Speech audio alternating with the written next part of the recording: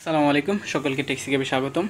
সুপ্রিয় দর্শক, আজকের ভিডিওতে আমরা ISO 105 C06 B2S মেথডে কিভাবে colour fastness two wash test করা হয় তা দেখব। ইনস্ট্রুমেন্টগুলো আমরা প্রথমে দেখে নিচ্ছি কী কী লাগবে। একটি কাপড় লাগবে, মাল্টিফাইবার লাগবে। আমরা চিত্রে সবগুলো ইনস্ট্রুমেন্ট দেখে নিব। স্টিল বল লাগবে পটের সাথে মেথড অনুযায়ী। সোডিয়াম পারবোরেট ব্যবহার করব মেথডে যেভাবে উল্লেখ আছে, এবং ইসিই ফর্মুলেশন ফসফেট ডিটারজেন্ট আমরা ব্যবহার করব। তো চলুন শুরু করি।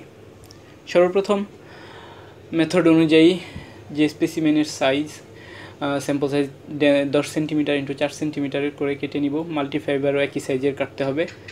দুটা কেটে একসাথে সেলাই করে সংযুক্ত করে নেব। সংযুক্ত করার পর আমরা ডিটারজেন্টের যে সলিউশন আসে তা প্রস্তুত করব। সোডিয়াম পারবোরেট 1 গ্রাম পার লিটার, 1 লিটারের আমরা দ্রবণ প্রস্তুত করব, এর জন্য 1 গ্রাম নিলাম।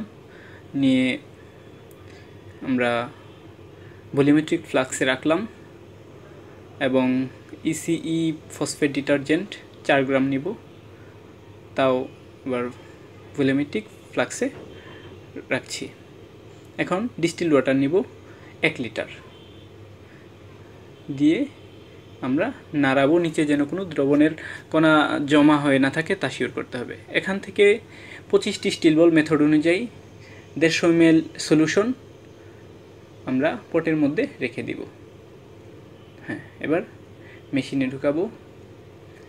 মেশিনটি 50 ডিগ্রি টেম্পারেচারে 40 মিনিট চলমান থাকবে। শুরু করলো 40 মিনিট 50 ডিগ্রি সেন্টিগ্রেড টেম্পারেচারে হয়ে গেল। এবার মেশিন থেকে আমরা